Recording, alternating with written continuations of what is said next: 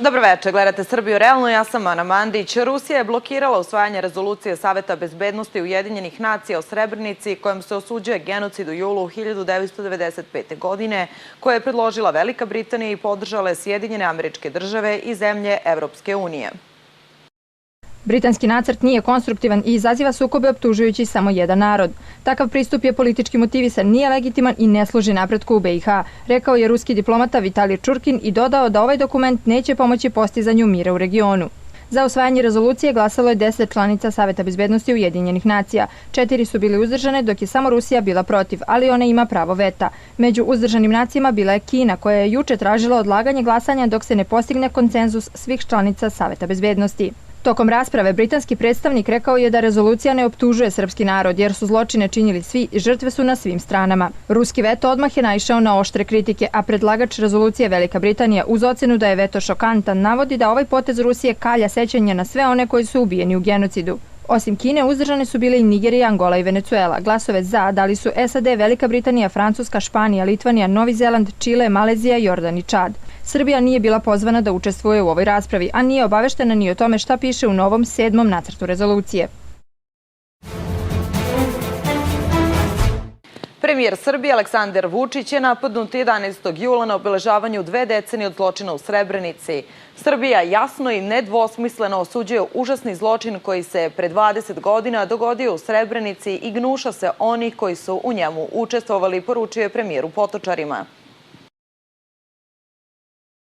Direktor Direkcije za koordinaciju policijskih tela BiH Mirsad Vilić rekao je da je na pratnji premijera Srbije bilo da prepozna situaciju. Odmah posle prvih povika u Potočarima i prve bačene patike trebalo je da kažu Vučiću da se vrati nazad, a ne da nastavlja putem kojim su krenuli.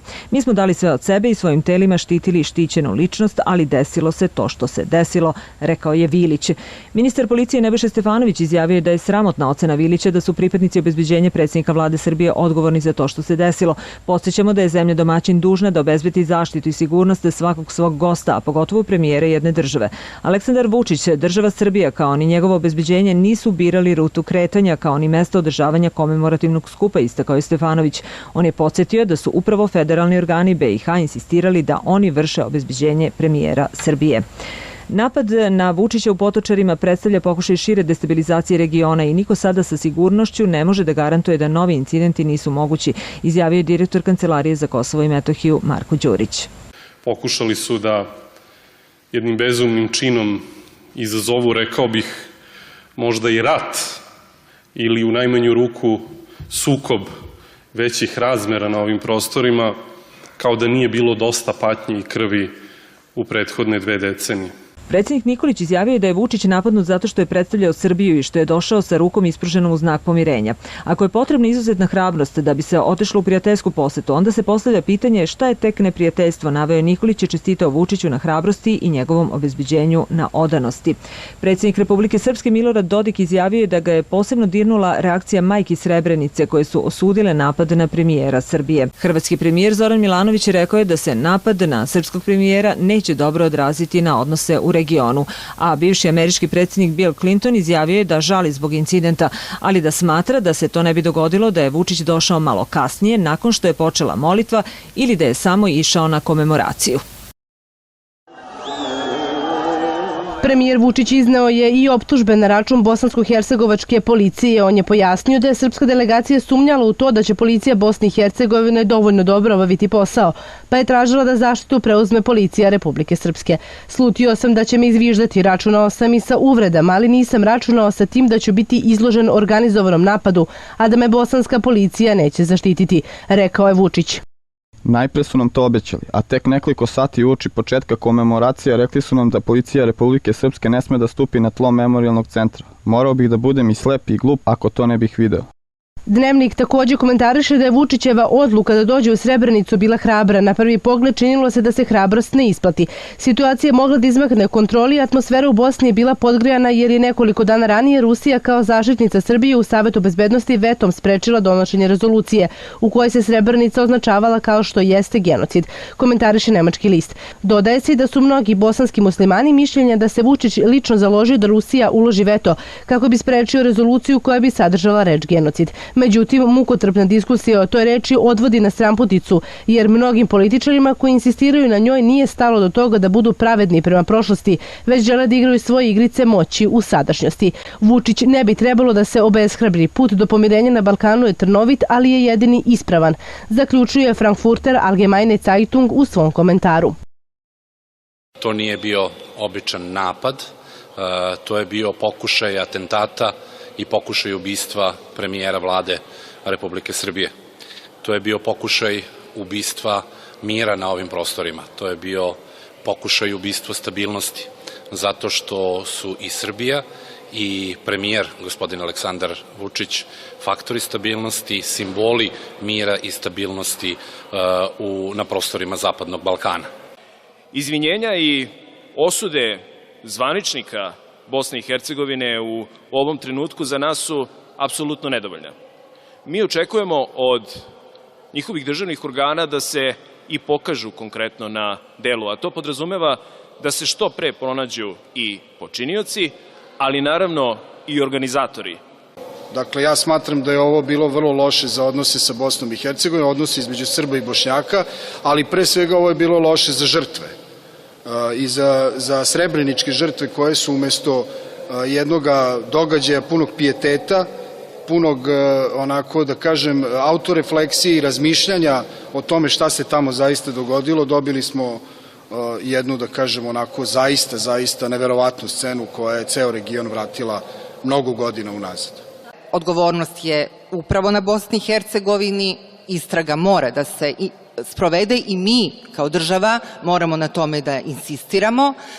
Ono što je najvažnije, izgradnja dobrosusedskih odnosa, poverenja i saradnja je jedan od ključnih prioriteta Srbije. Šta posle veta na odluku o usvajanju rezolucije, koji je cilj napada na premijera u Potočarima i kako će se sve ovo odraziti na odnose u regionu, pogledajte večeras u Srbiji realno.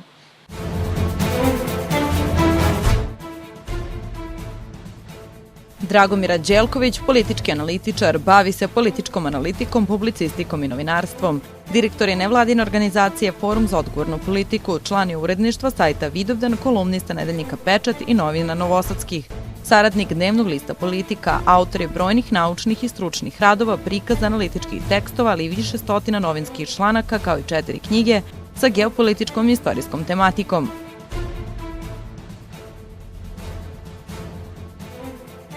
Dr. Stevica Deđanski, predsednik Centra za razvoj međunarodne saradnje, predaje na Fakultetu za poslovne studije Univerziteta John Nesbitt na predmetima iz uže naučne oblasti ekonomija. Objavio je preko 40 radova iz oblasti ekonomije, kod nasilja u inostranstvu i više desetina tekstova iz oblasti bezbednosti, energetike i geopolitike. Učesnik je velikog broja međunarodnih skupova.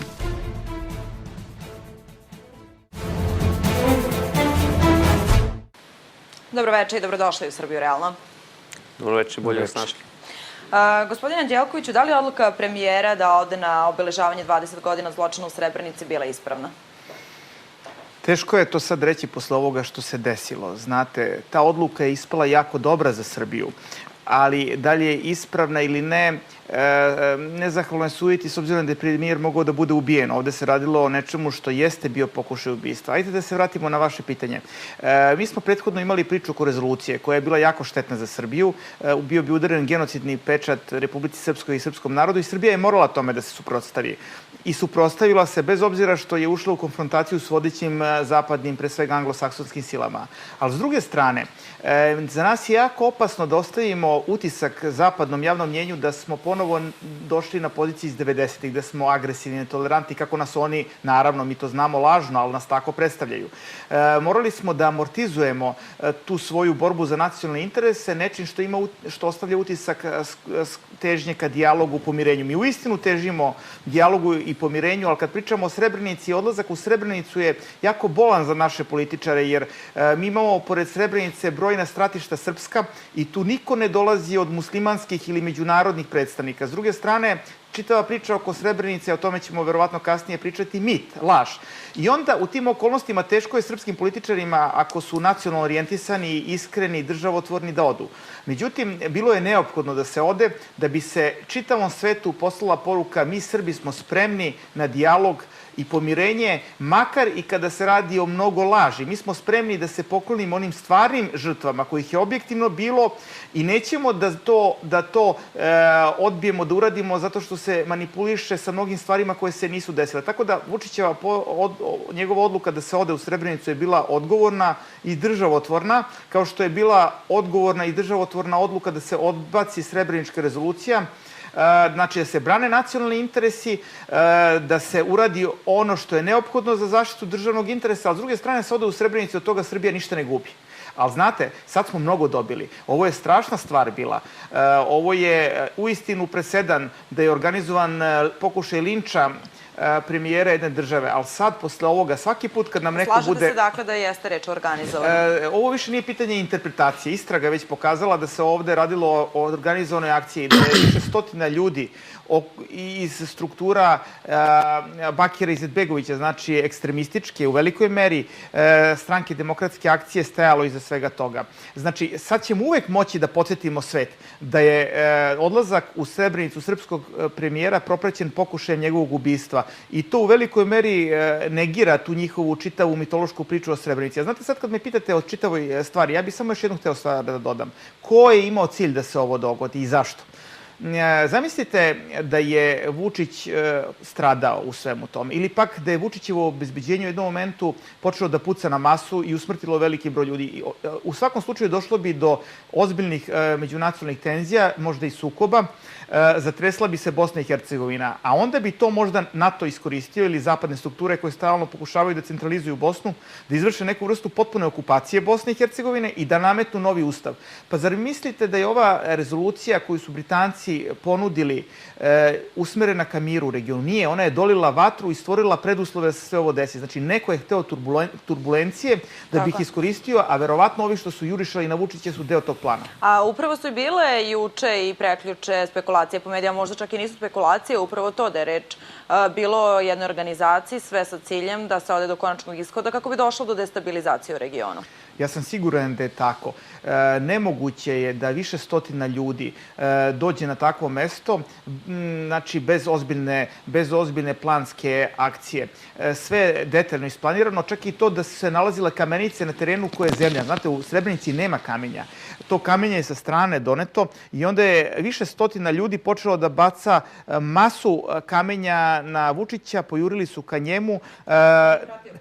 Koji ga je sprovodio. Znate, jednu stvar su zapadni mediji zaboravili da kažu, da su napadnuti policajci i da je od njih uzeto oružje. Pa ne otima se oružje od policajaca tek tako. Znači, jedna je stvar kada masa pokuša da linčuje policajca, a druga je kad ih napadne, uzme im oružje, njih više ne dira. Cilj je bio da se Vučić ozbiljno ugrozi, verovatno i da se ubije. Srećom, to se nije desilo. Srećom i obezbeđenje nije moralo da puca. Jer zamislite da je ubijeno više desetina ili stotina napadača u momentu kada se obeležava događaj iz Srebrenice iz 1995. godine, kakav bi to odijum imalo u Bosni? Verovatno bi to bio početak jednog sukoba, makar niskog intenziteta, a ko zna šta bi posle toga bilo. Evo, mnogi detalji su već poznati, pa stoga, budući da su i bezbednosne procene ukazivale na mogućnost napada na premijera i da je već reč sada o organizovanoj akciji, da li je bilo iznenađenje u tom kontekstu i čiji je ovo interes iz vašeg ugla? Pa, iskreno, iz mog ugla ličnog ovo je bilo očekivano. Sad, da li je ovako ekstremno ili malo manje li je očekivan, ja sam lično očekivao i provokaciju u najmanju ruku, a pokazalo se da to nije uopšte bila mala provokacija, nego organizovani linč. Sve je ukazivalo na to, znači izjave zvaničnika Bosne i Hercegovine, pokušaj usvajanja rezolucije kroz Savet bezbednosti, cela ta, da kažem, ujdurma i fama koja se pravila već mesec i po dana pre samog ovog događaja, je pokazivala da nije obično obeležavanje. Znate, kad se nešto dešavalo se i ranije, pa nije bilo tako organizovano i sinhronizovano. Dešavalo se i 10 godina, pa nije bilo, tako kažemo da je neka jubilarna, da kažem 20 godina, znači i na 10 godina i na 15, pa se nije tako unapred sve pripremalo. Znači, očigledno da je bilo pripremano. To svaki laik vidi, da ne govorim stručnjaci, što se sad i pokazalo i sad više niko ne može da ni negira. Mislim da je krajnji cilj ili interes toga jeste destabilizacija, da li ubistvom premijera ili nekim drugim načinom, destabilizacija u svakom slučaju, i krajnji cilj ishod toga bi trebao da bude ukidanje Republike Srpske. Znači, to je ono što je cilj zapadnih sila, pre svega, evo, krenuli smo od Britanije, ali i drugih, i neka linija odbrane srpskog interesa i odbrane istine u Bosni i Hercegovini jeste odbrana Republike Srpske. Ja sam ubeđen da pokušaj je krenuo sa usvajanjem, neuspelim, hvala Bogu, usvajanjem rezolucije.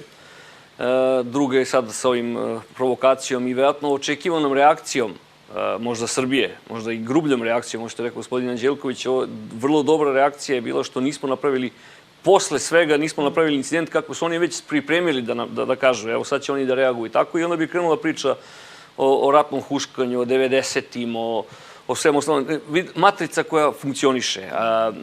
Znači, nije se uspelo, ja očekujem da je u narednom periodu neće odustati od toga. Znači, ići će se daljim pritiscima i odgovorno tvrdim, ubeđen sam da će biti veliki napadi na to da se Republika Srpska kao bastion tamo, znači neke borbe Srbije, to jest srpskog naroda u Bosni i Hercegovini, koja je uz velike žrtve izvojevala tamo neku svoju slobodu, da se to ukine. Razlozi su različiti, kao što su različiti razlozi zašto se i Srebrenica stalno potencira. Srebrenica se potencira iz razloga što je tim zapadnim silama treba da opravdaju svoja nedela, bilo gde. Znači, otprilike oni Srebrenicu koriste za to. Ali dobro, evo, vi kažete stalno se potencira, ali zašto baš sada i sada u oči obeležavanja 20 godina, to imamo i Veliku Britaniju koja piše nacrte rezolucije o Srebrenici i tako dalje. Znamo čitavu proceduru kako se odvijala. Zašto u ovom trenutku? Pa, vidite. I zašto Velika Britanija? Sad, zašto Velika Britanija? Velika Britanija inače već istorijski imamo prilično loše odnose sa njima, da kažem, diplomatske. Kogod se mi trudili da to ne bude tako i koliko god se to pokušavalo u javnosti da se napravi da nije istina, ali i činjenice kad se pokaže istorija od zadnje 2 veka da sve loše akcije ili sve što se loše dešavalo u Srbiji je bilo podržano od Velike Britanije. To je sad već dugačka priča i morali bi jako mnogo da širimo to, ali da se vratimo na Srebrenicu, znači završit ću s rečenicom malo pa ću nastaviti odgovor na vaše pitanje.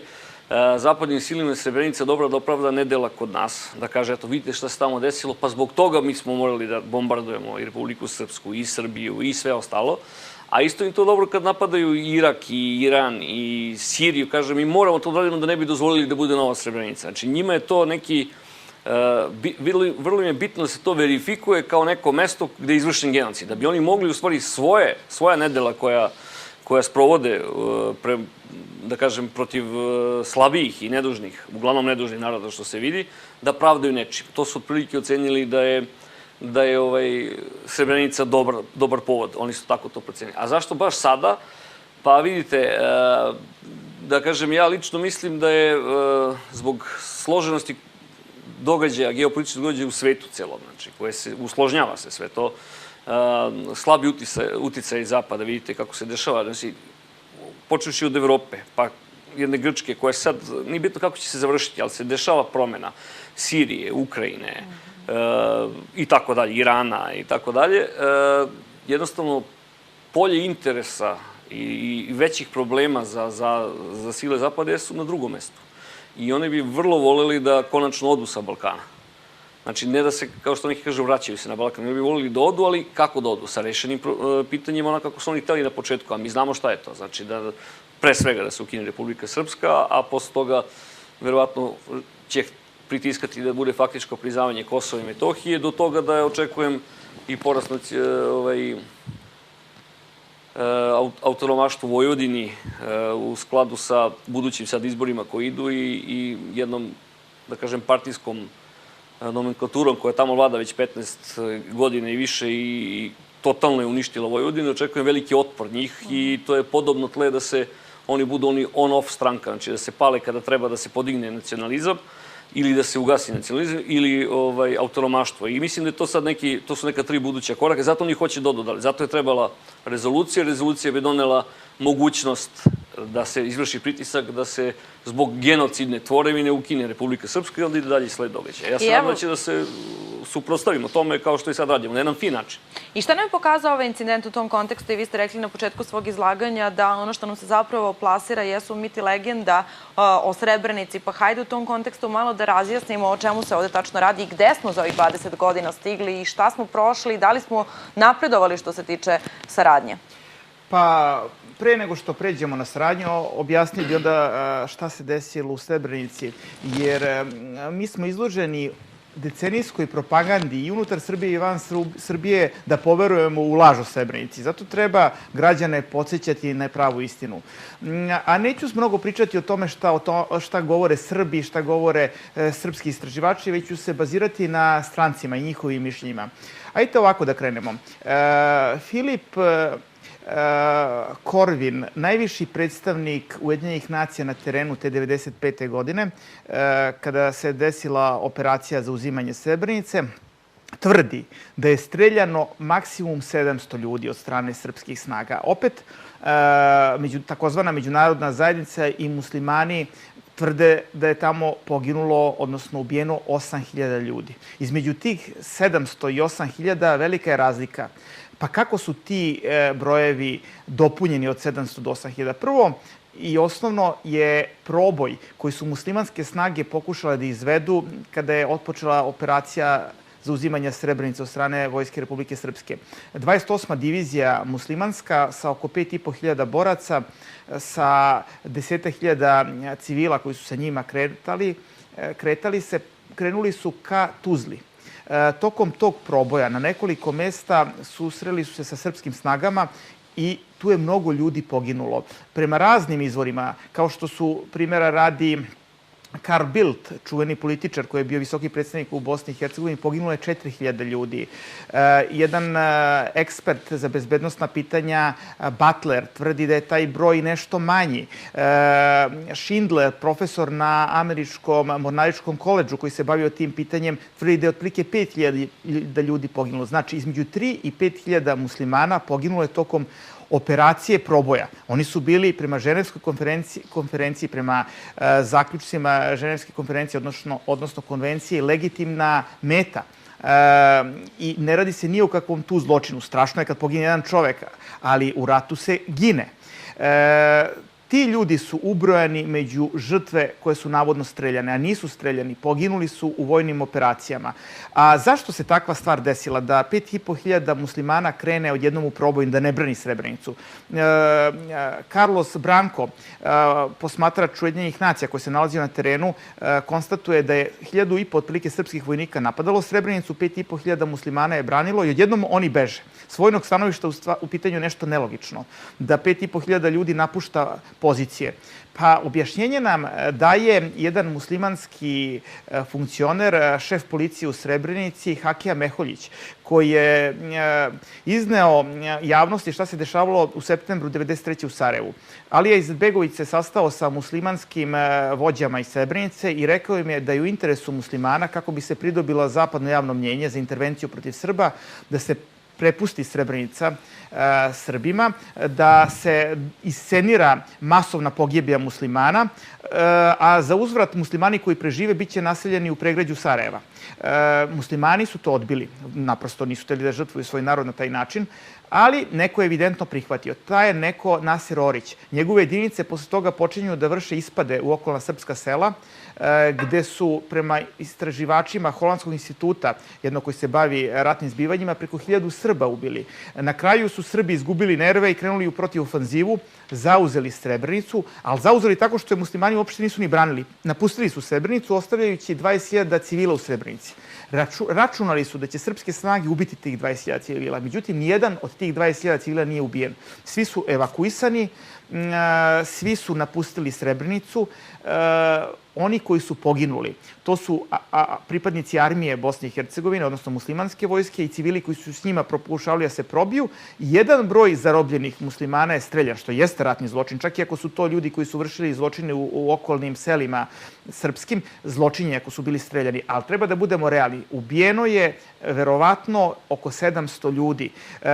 Ozbiljna su istraživanja jednog bugarskog publiciste Čivikova, koji inače je novinar Deutsche Welle, koji je napisao o tome i knjigu. Analizirao je stratišta, analizirao je dokaze forenzičara. Oko 500 ljudi je imalo vezane ruke. Većina ljudi koji su nađeni poginuli su od granata i bombi. Znate, niko ne ubija zarobljenike topovima. Jasno je da su to žrtve tog proboja. Tako da, Srebrenica je ozbiljna laž. Tu je jedan broj muslimana uistinu pogubljen i radi se o zločinu, ali taj zločin... Kako je upravo ta cifra od 8.000 usvojena i svuda se pomenula? Zato što je propagandna cifra Zapadu trebala. Znate, ako kažete 700 ljudi, pa to je strašno. Strašno je ubiti jednog čoveka, ali muslimani su bili 3.000 Srba u Sarajevu. U okolini Srebrenice su bili preko 1.000. Znači, ta cifra je morala da deluje strašno veliko. Ako uzmemo u obzir da su Amerikanci u Iraku tokom svojih operacija u jednom danu ubijali po 1.000-1.200 civila, znači, tokom jedne nedelje se dešavalo da po 10.000 civila bude ubijeno, morao se naći neki događaj da bude veći od svega toga. Da bude veći od svakog pokolja koji se desio u 20. veku ili početkom 21. veka. Tako da je prvo počela priča o 2-3 ljudi, pa su onda u prvim presudama Haškog tribunala stigli do 5.000, onda se od negde pojavila 8.000. A do sada je nađeno oko 2.000 leševa, 3.500 ljudi je tamo sahranjeno, ali znate, ispada da u Srebrenici niko nije umro prirodnom smrću od 92. do 95. Da niko nije poginuo do te 95. A imamo svedočanstva samog Nasera Orića da je 1300 šehida njegovih poginulo do 95. Pa gde su ti ljudi sahranjeni? Nisu valjda nestali odjednom. Oni su sve što su mogli skupili, sva moguća imena svih ljudi koji su umrli i poginuli od 92. do 95. i onda rekli, eto, to su žrtve srpskog genocida. Jasno je da tamo nikakvog genocida nije bilo. Genocid je ubijanje žena, dece, muškaraca, cele populacije. I da je 8.000 ljudi ubijeno, ne bi bilo to genocid, to bi bio strašan zločin. A nije ubijeno od strane srpskih snaga ni približno 8.000 ljudi, nije ubijeno ni 10% od toga, što je ponovo strašan zločin, ali hoću da kažem... Zašto kod nas ne govori? Evo, izvinite što vas prekrenuo. Zašto se ne govori kod nas više o tome? Znate, sad se govori. Od 2012. je počelo da se govori, ali smo imali posle 5. oktobra jednu vrstu službene laži. Nametala se, verovatno po zahtevu nekih zapadnih centara moći, laž o Srebrenici kako bi se prepariralo srpsko javno mnjenje. Sećate se one priče o denacifikaciji Srbije, kao mi moramo da usvojimo sami da smo vršili zločine i da kao Nemci se pokajemo. Onda u kontekstu toga sprečavana je medijska priča o istini, odnosno mogla se čuje o nekim marginalnim medijima, na nekim sajtovima, tu i tamo je moglo nešto se pročita, ali nije moglo na televizijama, kako bi se srpska javnost hipnotisala, kako bi stvarno poverovala smo mi taj zločin izvršili. Međutim, nešto se srećom promenilo. Danas ipak mi imamo mnogo veću medijsku slobodu i mogućnost da se iznese niz činjenica o svemu tome. A činjenice su takve da nikakvog genocida u Srebrenici nije bilo, niti je to najmasovniji zločin u Bosni i Hercegovini. Masovniji od tog zločina je bio zločin nad Srbima u Sarajevu ili zločin nad Srbima u Podrinju. Naravno, ima i srpskih strašnih zločina i ne treba da negiramo. I velika je stvar što je premijer Srbije otišao da se pokloni svim žrtvama muslimanskim u nadi da će uskoro neko doći da se pokloni i našim žrtvama u Podrinju ili Sarajevu. Ali plašim se da ćemo još dosta čekati dok od muslimana dođe do takve katarze. Jer sećate se da pre 1-2 dana kad su Srbi hteli da odu u Tuzlu, da postave neku tablu posvećenu i našim nesrećnim vojnicima, golobradim momcima od 18 godina koji su se u koloniji JNA povlačili iz Tuzle i masakrirani su, dočekala ih je razjarena rulja koja je probala da ih linčuje. Zamislite da mi probamo sada da u Sarajevu postavimo spomenik i memorijal poginulim, masakriranim Srbima. Šta bi nam se desilo? Naprosto još živimo u takvim vremenima da se Hrvatima dopušta da slave operaciju Oluja, zločinačku operaciju Oluja, a od nas se traži da prihvatamo laž o srebreničkom genocidu. Evo, zamolit ću vas i za vaš komentar i samo da kažem pre toga gledalcima da mi je žao što večeras ovde sa nama nije i Staša Zavić, koordinatorka Žena u crnom, koja je takođe trebalo da bude gošća i sagovornica na ovu temu, ali evo šta vi kažete što se toga tiče, dakle, ko su žrtve Srebrenice? Pa, evo, i nama, meni lično je žao, evo, i koji, pošto smo očekivali još jednog gosta kao najavljenog, iz nekog razloga nije došlo. U principu, moje mišljenje da ljudi koji više vole kada pričaju sami, kada nemaju suprotna mišljenja. Ja sam zaista želeo da od gospođe koja se dugo godina bavi tom organizacijom i vodi žene u crnom, da čujem konkretne stvari oko toga ko su žrtve Srebrenice. To ste vi što ste pitali mene. To je stvarno ključno pitanje. Kada govore o žrtvama Srebrenice, o kome misle? Otprilike se uvijek to misli samo na muslimanske žrtve, kao da srpskih žrtava nije bilo. Onda se postavlja pitanje ko to govori. Pa onda vidimo razne te organizacije, između ostalog Žene u crnom, govorimo pošto trebali bude gostuju, a i sve ostali. Ima ih puno da ih ne nabrajam, da im ne pravimo neki marketing i nije... Da vas dvojica niste odgovarali kao suparnici, kako vi kažete u emisiji, tako da je to... Da, tako da, ne kao suparnici, jednostavno jako dobro pred javnosti ukrstiti argumente, znate, i onda reći ko su žrtve. Pa da spomenemo, da podsjetimo, mi priznajemo, i ovo što je rekao gospodin Điković, to je tačno, desio se zločin i to Srbija stvarno nikad nije negirala, ako ćemo iskreno. I procesuirali smo to i pokušali smo i da otkrijemo i dalje to tvrdimo da će da uradimo. I stav vrha države, znači, je sinhronizovan dosta i premijera i predsjednika Srbije koji ima iste slične izjave, da kažem, znači da se vidi da je sinhronizovano, da jedni i drugi teže tome da više ne idemo u sukobe, da su spremni i da predsjednik ode u Sarajevo i da premijer ode u Srebrenicu. Znači sve radimo realno gledajući što nekad običan narod i osuđuje, iskreno da vam kažem, kad kažu zašto se toliko popuštamo. Popuštamo iz razloga da bi imali mir neki, jer dosta je više, nemamo ni snage da ratujemo, tako da, iako to sve radimo, srpske žrtve se bukvalno ne spominju. Znači, sada to, eto vidite, i kod vas na televiziji sada možemo to da govorimo i na nekim drugim televizijama počelo je to da se spominje, da se priča, znači ne kao motiv da bi se započeo ponovo sukob, nego da bi se došlo, znači, do jedne zaista prave istine, jer je nemoguće govoriti o navodnih 7000 muslimanskih žrtava ubijenih u Srebrenici, iako da podsjetim da je čak i Izetbegović svoje vremena govorio da ima 1950, pa se to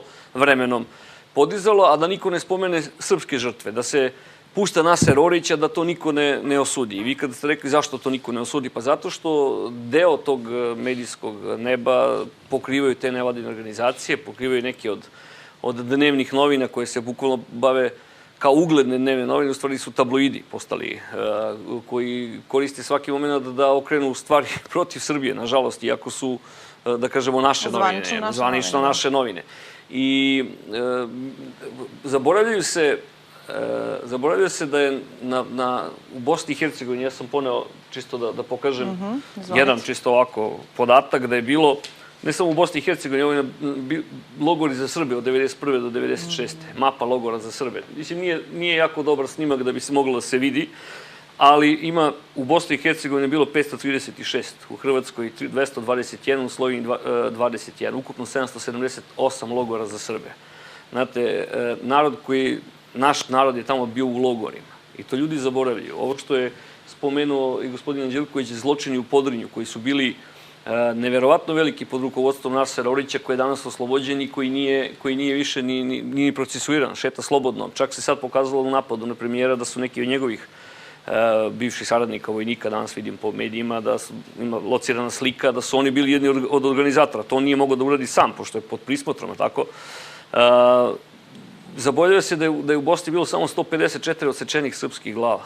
To nikad nije bilo ni s jedne druge strane. Da su ljudi bili, mogu kažem imena, Branislav Đurić i Blagoje Blagojević i Nenad Petrović, recimo, su jedni od tih trojica. Ima ona slika koja pokazuje gde je sin prepoznao oca, pa se onda otkrilo gde su nestali. Tako da milion drugih ima zločini strašni koji su se desili nad Srbima, koji se sada uopšte ni podoštava se to, gde imamo video Lazića koji je razapet na krstu, gde imamo Dmitrić Milevu koja je bila isečena na komade, gde imamo Zagorku koja je nepokretno ubijena u Srebrenici na kućnom pragu. I sad, to odjedanput više nije važno niko, to niko više ne spominje. Govorim sad o medijima koji ne podržavaju politiku vlade Srbije i predsjedništva, uopšte vrha države, i stranim medijima. Na pomenu Srbima pre 3 godine je bio pomen u Bratuncu, tako, 20 godina od masakra u Bratuncu. Niko nije bio, sem Srba. Čak su se ismevali naši mediji neki sa Srbima koji su išli tamo. A sada 20 godina Srebrenice diže se svetska halabuka. Znate, tu se pokazuje da ne postoji jedan, da kažem, pravilan odnos i iskren odnos koji bi trebao da posle svih tih zločina dovede do pomirenja. Da ne ulazimo sad, a trebali bi to, ko je kriv, zašto se desilo, ali ako postoji linija kada treba krenuti u dalje, onda treba se povuče, ali mora se povuče sa oba dve strane. Druge, moje lično mišljenje, koje nisam malo prespomenuo, ali ako je trebalo da se ide u Srebrenicu, a trebalo je zbog tih nekih posledica ili, da kažem, dobrih stvari koje će sad ljudi vidjeti šta znači to, da podsjetim da je pre koliko vremena i drugi neko iz Srbije išao tamo i izvinio se. Da li mi trebamo stalno da se izvinjavamo? Svake 2-3 godine neki naš predsjednik ili premijer treba da ide ponovo. Gde je tu kraj? Gde je linija? Kada ćemo čuti jedno izvini od Bakira Izetbegovića? Samo jedno. I upravo tako. I upravo to što sad spominjete. Kako onda nastaviti sa politikom mira koju državni vrh već rekao, sa kojom mi nastavljamo i dalje u budućnosti, ako je za to neophodno da imamo i obe strane? Pa gledajte, mi stvarno ne možemo da pritisnemo drugu stranu da to uradi. Mi treba da povučemo naše crvene linije, a jedna od crvenih linija jeste očuvanje Republike Srpske. Kosovo i Metohija u sastavu Srbije. Na tankoj niti, ali da ostane srpsko. I dobri odnosi sa Rusijom. To su 3 linije koje mi trebamo da držimo da bi imali državu. Znači, mi moramo da imamo državu, to su na zadnje 3 linije koje nam garantuju državu.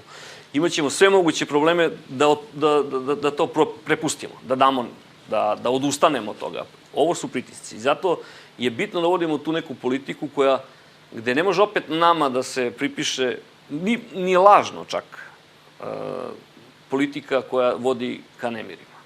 I tu je jako dobre odnose, mislim, da postavljaju i predsjednik Srbije i premijer, uz realan rizik da deo građana kaže oni prodaju srpske interese. Znate, to deo ljudi govori to, kao eto, gledajte, oni se ponižavaju, idu tamo, odlučuju i tako dalje. I do toga da imamo i drugu stranu, oni koji bi bukvalno i prodali interese, kaže, evo vidite, ovi se još uvijek batrgaju, neće da nam daju Kosovo, brane Republiku Srpsku, vidite kakvi su. To su isti oni od prede... Znači, imamo realan problem državnog vrha koji treba da balansira između te dve politike. To uopšte nije jednostavno. Da je ovo bio dobar potez, pokazuju reakcije svih političara. Kažem, to ako neko hoće da vidi da li je potez baš dobar bio i da li je ispalo dobro za Srbiju, a sada jeste, znači, reakcije i političara opozicije, i to onih, da kažem, oni koji baš ne podržavaju nikakvu vlast, gde su rekli da je potez bio dobar, da je efekat ovoga što posle toga se nije zaoštrilo ipak bilo dobro. To je posle toga podržao, znači, i predsjednik. Ljudi odmah kažu kada nema reakcije predsjednika u prvom momentu. Da, bile su već priče kako predsjednikova reakcija izostala skoro jedan dan. Tako je, znači ceo jedan dan je izostala. Pa mislim da je vrlo logično kada se desi tako krupan događaj, da u komunikaciji, pre svega predsjednika i premijera, pretpostavljam da ta komunikacija deluje sasvim normalno, da se vidi prvo šta se dešava, da li postoje još neke informacije koje su bitne i onda se izađe sa saopštenjem. Znači, i uvek kada se, prvo se tako nešto napravi se kao neki veštački sukob, a onda posle jednog dana kada bude reakcija, onda više niko to ne obraća pažnju. Kao nikom ništa. Niko ne kaže, pa pre toga smo lagali. To je kod nas izgleda mnogo često. To je mnogo često, znate, ali opet na to ne treba obraćati previše pažnju, nego treba raditi u tom pravcu, znači, mira, stabilnosti i očuvanja srpskih interesa. Ja sam, po mom mišljenju skromnom, rekao šta mislim da su 3 srpska interesa i dokle god ta 3 interesa čuva vlada Srbije i opšte predsjednik Srbije, ovo što se mene tiče, to je dobar put. Koliko će izdržati i da li će izdržati, ja se iskreno nadam da hoće, ali vidjet ćemo, vreme pred nama. Svi se nadamo, naravno. Kada govorimo o posledicama svega ovoga što se događalo po regionu i destabilizaciju Balkana, šta nas očekuje u narednom periodu? Teško je reći šta nas očekuje, jer mi smo ipak tu pasivna strana. Mi ne izazivamo probleme, mi samo pokušavamo da smirimo loptu i da iz tih problema izađemo sa što manje štete. Oni koji destabilišu region, to su evidentno anglosaksonske sile. Oni koji su sada stali iza rezolucije Sjedinjenih Američkih Država i Britanije. Čak i Nemačka sad igra relativno pozitivnu ulogu, jer kad god neka velika kriza izbije u našem regionu, Nemačka će to plaćati. A Nemačkoj, s obzirom na razvoj događaja sa Grčkom, s obzirom na ogromne ekonomske štete koje trpi zbog sukoba u Ukrajini i problema koji su zbog toga nastali na relaciji s Moskvom, znači Nemačkoj zadnja stvar koja njoj treba neka kriza na Balkanu. Znači Nemačka ne stoji iza ovoga, stoje verovatno Amerikanci i njihove službe, jer njima je potreban turbulentan Balkan. Ne samo zbog nas, već zbog čitave Evropske unije. Kao što je kolega Deđanski rekao, žele da pritisnu, da završe neke poslove ovde, kako bi otišli sa Balkana na neki način da ovde ostane njihov poredak. Poredak koji žele potpuno učvršćen. A drugo, da imaju ipak mogućnost da Balkan bude neka vrsta bureta baruta koje mogu da dignu u vazduh ili bar zaprete da će ga dignuti u vazduh kad god se zategnu njihovi odnosi sa Berlinom ili nekim drugim evropskim silama. Otuda u pitanju je ozbiljna geopolitička igra. A sad kad pričamo o onima koji destabilišu naš region i prave probleme, treba da budemo svesni da oni to ne rade samo s polja. Znači, pritiscima tipa ove rezolucije, ucenama Srbije, već i iznutra. Oni imaju u Srbiji svoj vrlo razvijen ideološki aparat. Ono što se zove jedan jak propagandni mehanizam sastavljen od niza takozvanih nevladinih organizacija, kažem takozvane jer to nisu nevladine organizacije nego su lobističke, od niza medija, onda agenata, uticaja određenih ljudi koji imaju intelektualnu težinu ili prepoznatljivost neke druge vrste, stavljaju se u funkciju stranih interesa. Znači, čitav taj ideološko-propagandni mehanizam se upregne da se obavi neki posao. Mi smo videli kako to funkcioniše sad na primjeru Srebreničke rezolucije. Dok je Engleska gurala tu rezoluciju kroz Ujedinjene nacije, jedan Srbin koji radi za BBC, novinar BBC-a, pokušao je da organizuje niz nevladinih organizacija koje bi u Beogradu sprovele manifestaciju 7000, kako bi u svet poslali poruku da srpski narod prihvata genocid. Zamislite tu političku perverziju, da Britanija preko jednog novinara svog javnog servisa u Srbiji pokuša da organizuje jednu stvar koja navodno ima karakter nevladinog sektora, civilnog društva. Zamislite kad bi novinar RTS-a tako nešto probao da uradi u Makedoniji i Hrvatskoj, Srbija bi bila odmah optužena za neku vrstu agresije. Mi u Srbiji imamo mnoge organizacije, tipa i te Žene u crnom, o kojoj smo govorili, koje su direktno finansirane od strane američke ambasade, američkih institucija kao što je Rockefeller fondacija, onda neke druge fondacije tog tipa. Znači, kad pogledate, to su javni podaci, odete na njihove sajtove i vidite da svake godine dobiju $100.000 od tih američkih institucija, a onda moraju da rade nešto kad im se kaže. Sad im je rečeno da unutar Srbije organizuju čitavu pometnju u vezi sa srebreničkim takozvanim genocidom. Sutra će im biti rečeno nešto drugo. A znate koliko je to opasno?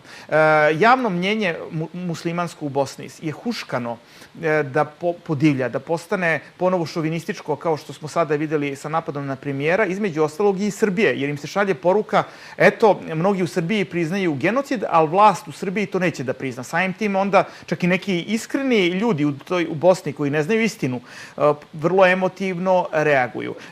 Tako mi sutra možemo da budemo žrtve terorističkih napada, jer će nekakvi islamski fundamentalisti revoltirani ovim svim pomisliti da možda dignu u vazduh neku školu, bolnicu ili autobus u Beogradu. Sutra možemo da budemo izloženi raznim drugim vidovima pritiska. Kada vi imate unutar Srbije one koji tvrde da smo mi počinili genocid, a znaju da je to laž, propagandno tvrde radi zapadnih interesa, mi onda prizivamo sutra da nas neko stvarno uništava, da neko pomisli da smo mi učinili stvarno nad njegovim narodom genocid i da prvom prilikom proba da se sveti Srbima u Bosni ili negde drugde u regionu ili u samoj Srbiji. Opasna je to stvar i nijedna normalna država to ne bi tolerisala. Mi to prihvatamo olako. Znači, takve stvari treba sankcionisati. Kad neko radi protiv države, a finansiranje od strane nekih stranih sila, to zahteva ozbiljnu istragu. Naravno, na zakonit način. Rusi su doneli zakon koji reguliše da nevladine organizacije, ako su finansirane iz inostranstva i rade za strane sile, moraju da budu registrovane kao lobističke institucije. Da se zna šta je istina, da to nisu nevladine organizacije, već strani lobisti. Građanima se konačno mora to reći. Inače, podložni su mnogo više manipulaciji. Ukratko, sad sam vam dao neki presjek tog spoljnog i unutrašnjeg pritiska. Ali evo kada govorimo o spoljnom, koliko podršku mi možemo da vidimo u Europskoj uniji NATO s obzirom da su oni usvojili rezoluciju? Kad se radi o rezoluciji koju usvojio Evropski parlament, znate, to nije preterano ozbiljno. Evropski parlament je usvojio sličnu rezoluciju već 2009. godine i ništa od toga nije bilo. Za nas bi bilo opasno da su Ujedinjene nacije usvojile rezolucije, jer onda je to legalizovanje te priče, lažne priče o genocidu. Onda bi mi Srbi bili stavljeni u istu ravan sa nacistima. Mi koji smo jedini preživjeli genocid na ovim prostorima tokom Drugog svjetskog rata, dobili bi genocidnu etiketu, a Srebrenica bi izjednačena bila sa Auschwitzom. To se srećom nije desilo. A kad se radi o Europskom parlamentu, on je u velikoj meri pevačko društvo. Njegove odluke nemaju težinu. Bilo bi opasno kad bi druge evropske institucije, kao što je komisija, prihvatile tako nešto i zatražile od Srbije da mi prihvatimo nadalje laž o Srebrenici, da ugradimo u sopstvene školske programe, zakonodavstvo. A može da dođe do toga? Mislim da se to neće desiti, jer onda bi definitivno Srbija bila gurnuta od Evropske unije. Ja mislim da nema te vlasti, bar sada nema u Beogradu, koja bi prihvatila da srpska deca uče da smo počinili genocid kad to nismo uradili, ili da onaj ko negira genocid bude kažnjavan. A to su tražili od nas. Da sad nas koji sedimo u ovom studiju i kažemo da to nije genocid, neko posle procesuira zbog toga. To se sigurno neće desiti. Mislim da je Nemačkoj, kao vodećoj evropskoj sili, ipak interes da Balkan bude deo tih eurostruktura ili bar da bude na neki asimetričan način povezan sa Evropskom unijom, a kada bi se usvojila ta mantra o prihvatanju genocida kao uslovu za eurointegracije, bio bi okončan proces srpskog pristupanja Evropskoj uniji. Mislim da mi treba budemo sad jedne stvari svesni. To možda deluje radikalno, ali sam siguran da je tako. Više mi trebamo Evropskoj uniji sada nego Evropska unija nama. Naš prostor je geopolitički veoma trustan. Mešaju se ponovo karte. Težište svetske moći se pomera sa zapada ka istoku. Već za 10 godina će Kina biti mnogo značajnija sila nego što je sada. Ona je već sada u ekonomskom pogledu premašila Ameriku, a za 10 godina će i u vojnom pogledu da dostigne Ameriku. Rusija je stala na crtu Sjedinjenim Američkim Državama. Imali smo ovih dana u Ufi, u Ruskoj Republici Baškiriji, summit BRICS-a, znači organizacija Brazila, Rusije, Indije, Kine i Južne Afrike i paralelno Šangajske organizacije, to je bezbednosna organizacija Kine, Rusije i zemalja Srednje Azije koje sad nameravaju da priđu i neke druge zemlje kao što su Indija. Znači imali smo dva velika centra međunarodnog okupljanja koja pariraju Zapadu. I ta dva centra će uskoro imati takvu moć da će biti znatno iznad po mnogim svojim kako ekonomskim, tako i vojno-bezbednostnim kapacitetima od NATO pakta. U takvim okolnostima Evropskoj uniji treba da našu zonu definitivno stavi pod svoj kišobran, a ne da dopusti da to neko drugi uradi. Zato mislim da će Evropa, iako nas sad ucenjuje, u stvari ubrzo pojuriti ka tome da nas integriše. A mi treba razmislimo da vam se to isplati. Dalje možda pametnije sarađivati s njima, kupovati vreme, a kada se promene malo okolnosti, vidjeti kuda ćemo ići i gde ćemo naš brod ukotliti, u koju luku će onda pristane. Ukratko, mislim da naša politika je sada racionalna, izbalansirana. Pričamo o saradnji sa Zapadom kako bi izbegli veliko neprijateljstvo Zapada i dobili neke investicije. Opet razvijamo maksimalno dobre odnose sa Rusijom i Kinom. Tako je važno kupiti vreme i da dočekamo neke povoljnije geopolitičke okolnosti za nas kad ćemo moći da pravimo ozbiljne odluke. Ja mislim da je za Srbiju ozbiljna odluka da se u pogodnom momentu okrene od tog evroatlantskog bloka jer njegovo vreme prolazi. Dobro, pravimo sada ovde jednu kratku pauzu, idemo na reklame, potom nastavljamo sa večerašnjom temom.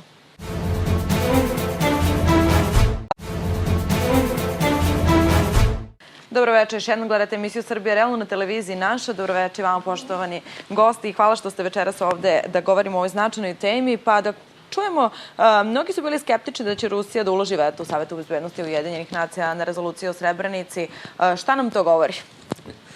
Pa to nam govori da je propaganda kao i malo pre što smo govorili o srpskim zločinima, kada se ista ta propaganda, isti ti mediji koji su to posle potencirali, su nastavili sa pričom koja se izbacuje uvek kada je to potrebno, ajde tako kažemo, da šta će Rusija da vam pomogne, Rusija nikad nikom nije pomogla, pogotovo Srbiji. Znači, zaboravljaju se naše dobre veze sa njima, zaboravljaju se istorijske bliskosti i sve ostalo što da sad ne nabrajamo suviše dugačko i suviše dugo bi trajalo, ali ono što građani znaju i što osjećaju, i zašto kažem da osjećaju i da znaju, zato što i pored sve te kampanje, uvek su ljudi, kada se prave ankete, javno mnjenje, ispitivanje, su za Rusiju 80%, mislim, otprilike i više. Tako da je na osnovu toga pokušano da se napravi i skepsa, nadajući se da će Rusija da popusti, da će da odustane od svog principijelnog stava. Znači, ovde se pravi, da kažemo, ovo možda gledamo na dva načina. Prvo, Rusija jeste pomogla Srbiji, znači direktno, jer bez njihove pomoći mi bi danas bili genocidan narod. I to ljudi moraju da zapamte. To je pomoć kao kada je car Nikolaj spasao srpsku vojsku i vratio je u život, vratio je Srbiju, dozvolio da se vrati ovdje da se oslobodimo. To je isti taj nivo samo što sada to ne možemo da dokažemo, da pokažemo, jer smo medijski pritisnuti i mi, i Rusija, i sve ostalo strane Zapada. Ali za 5 ili 10 godina, kada se geopolitičke okolnosti promene, vidjet će se koliko je to bio veliki korak. Znači, to je činjenica. Znači, Rusija je pomogla Srbiji i to moramo da zapamtimo zauvek. Kao što smo i ranije neke stvari pamtili, pa vremenom pokušavaju da nam okrenu. Druga stvar, Rusija nije pomogla samo direktno Srbije. Rusija je glasanjem potvrdila da je zaista dosledno sprovodi princip istine i pravednosti. Jer ona ni u jednom momentu nije rekla da se ne osudi zločin. Ni u jednom momentu nije rekla da tamo nije bilo zločina, da nije rekla da treba da se to prenebregne, da se o tome ne priča. Znači, vrlo principijelno, u cilju pomirenja, pošto se to govorilo, je tražilo da se o tome izjasne svi, da se osude svi koji su činili zločine, da se ne stavi niko na stup srama, jer su svi bili donekle krivi, neko manje, neko više, ali sigurno srpski narod najmanje, tamo je najviše žrtava imao, kada govorim celoj bivšoj SFRJ, odbijen je taj predlog. Ako je bilo zaista iskrene namere da se dođe do pomirenja, taj predlog bi bio prihvaćen. Na sreću, i vrh države je to shvatio. I cijela ta politika sinhronizovana između...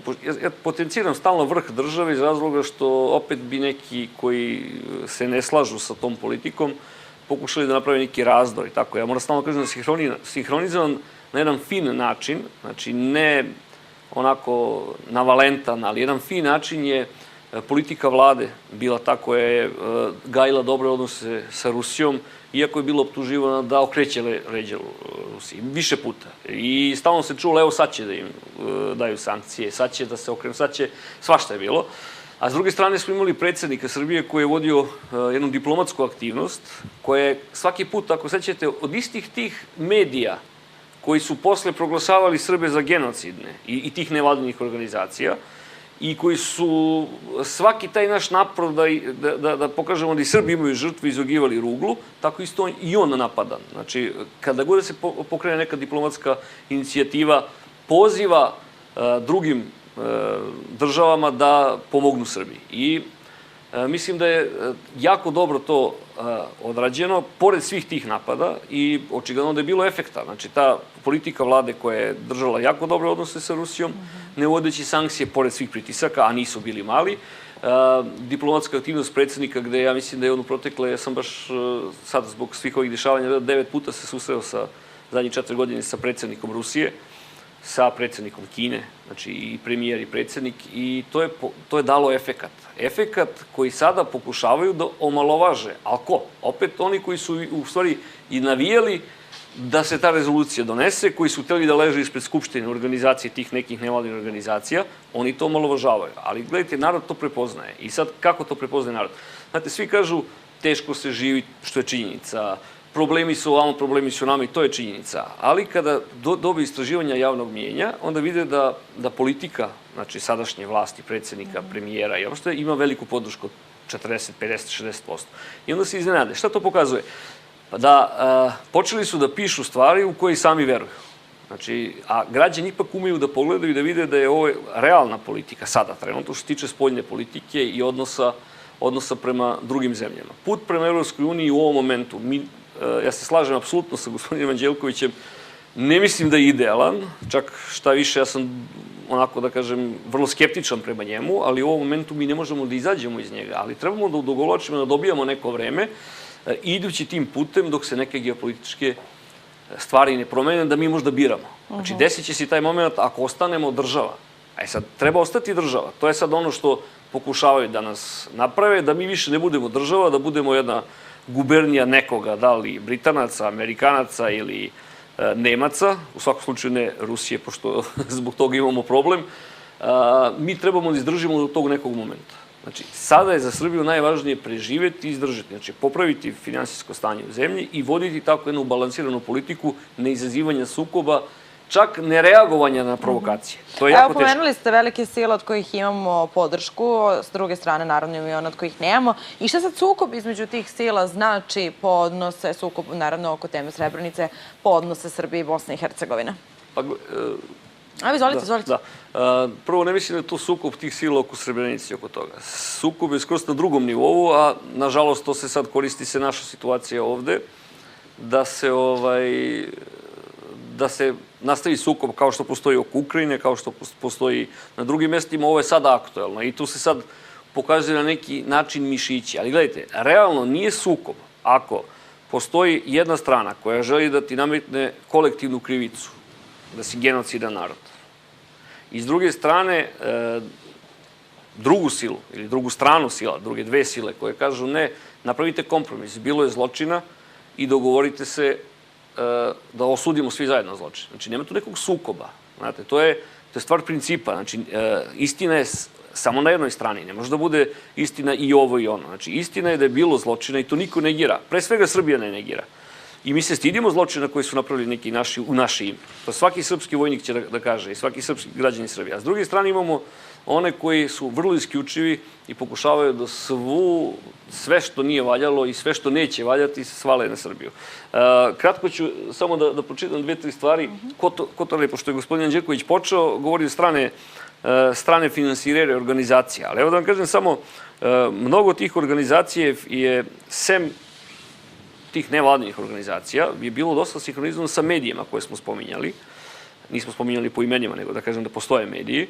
I potpomognuto je bilo sa vlastima, sa režimom pre 2012. godine. Imamo situaciju da je grad Beograd dao besplatno prostor za 5-6 nevladinih organizacija u centru Beograda, koji vredi oko 100.000 evra. Bez ikakve odluke.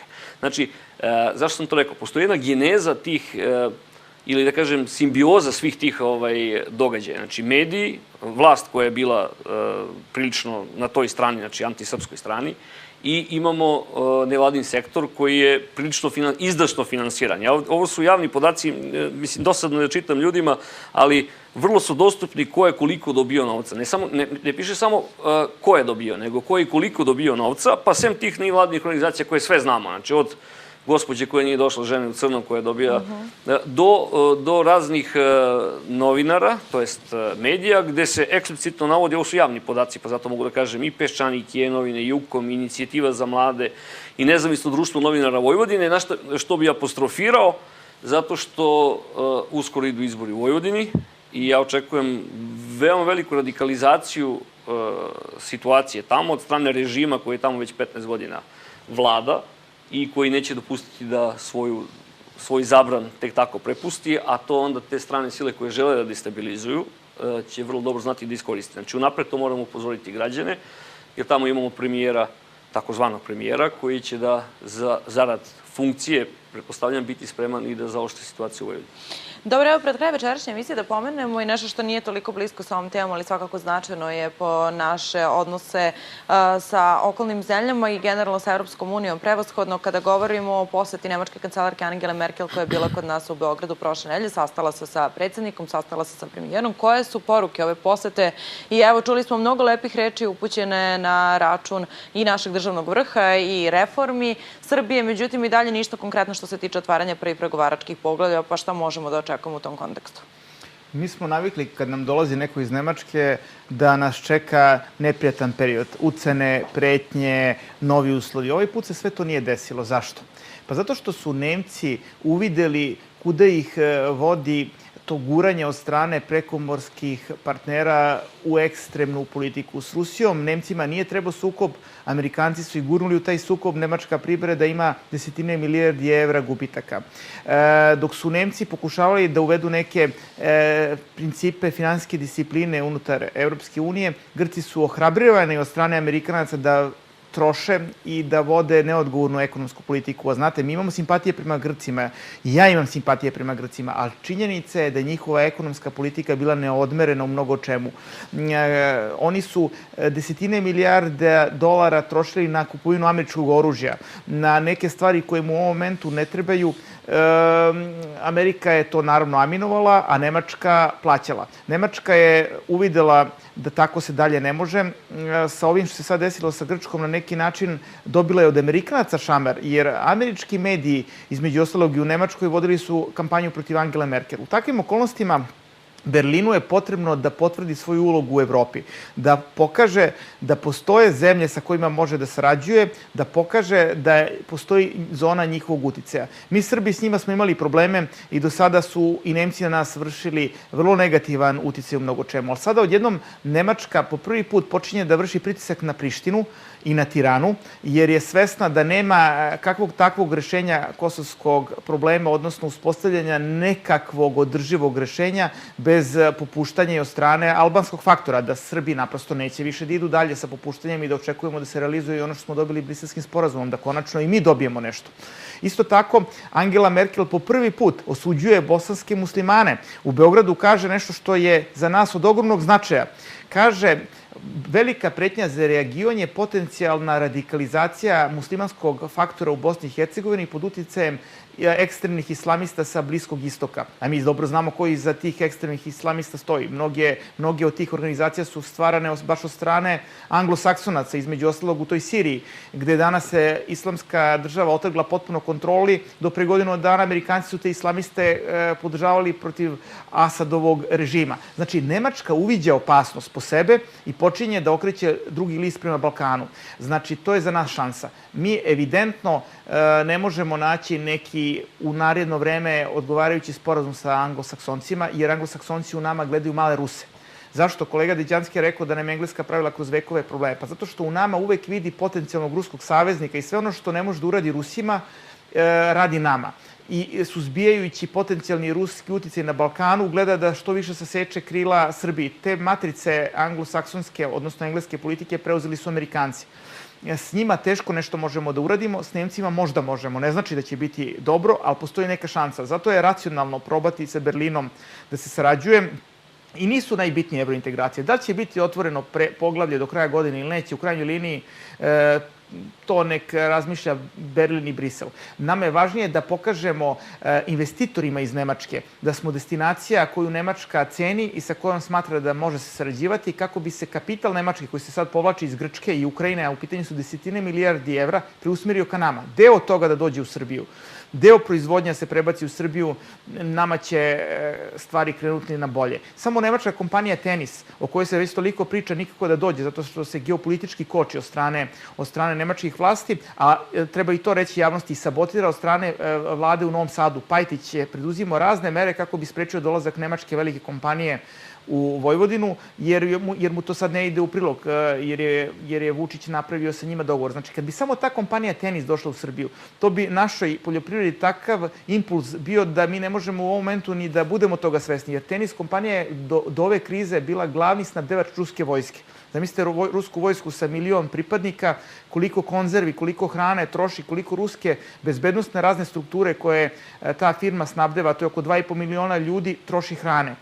Ukratko, Srbija ima ogromne šanse u saradnji s Nemačkom, pre svega u domenu biznisa, a šta će biti s evrointegracijama, da to ostavimo u budućnosti. Dobro, evo ovim da završimo. Hvala nam što ste izdvojili vreme i bili večeras moji sagovornici. Hvala i vama na pozivu. Hvala vam, poštovani gledalci, na pažnji. Vas pozivam da mi pišete kao i do sada na e-mail adresu, kao i na Facebook stranici. Ja vam želim lepo i prijatno večer. Doviđenja.